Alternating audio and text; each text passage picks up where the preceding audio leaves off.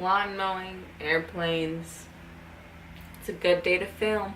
Here we go, it's another video. Hi, hello, it is me, Courtney V, and today's video is just a fun little foodie video. No, I'm not in a kitchen. I'm in my bedroom. Do you guys like my wall thing? I want to show you guys my entire room, but there's still so much to be done. Anyway, on Monday I was at the farmer's market getting food from farms. I figured if I shop there, then I have to eat healthy, because healthy is the goal. Anyway, I was there and I was looking at the apples, and there are so many kinds of apples out there. We all know Granny Smith, Red Delicious, the yellow one. But then you get things like Honey Crisp and Fuji, etc. So I was like, yo, what's the difference between all these? Like, I know a Red Delicious is sweet and a Granny Smith is sour. I know that. But what do the other ones really taste like? What's the comparison between all of them? So an apple a day keeps the doctor away and keeps my hunger at bay. I can't snap. That was also with my left hand. Still can't snap. Today's apple a day is the Jazz apple. I should do research on this. Okay, Google, what's a Jazz apple? Jazz is a crisp, hard apple with an excellent, strong, sweet, sharp flavor and a pronounced fruity pear drop note. It is a cross between two other major apple varieties, Braeburn and Gala. So do I need to have had Braeburn and Gala to really know this deliciousness? Okay, this one says the flavor undoubtedly puts it in the first rank of apples, and it is hard to think of a traditional variety that can compete with it. That's the sticker that was on it. Yeah. This apple just makes me think of like Chicago.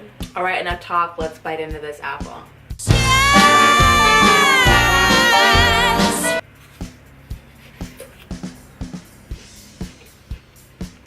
Okay, it's definitely sweet. Not as sweet as like a Red Delicious. I don't know if it's like my apple, but it's not necessarily crisp. It's got a nice bite sound to it though.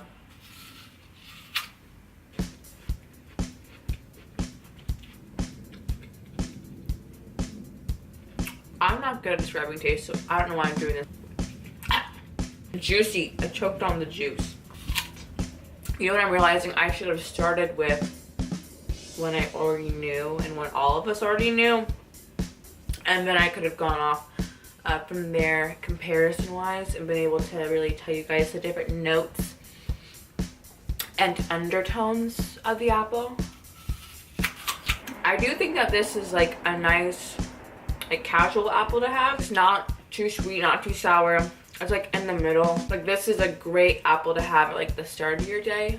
Although I think you're not supposed to eat apples in the morning.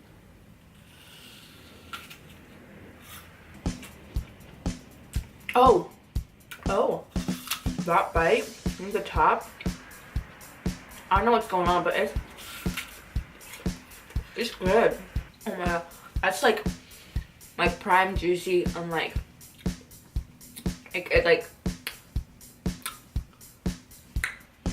pops those taste buds.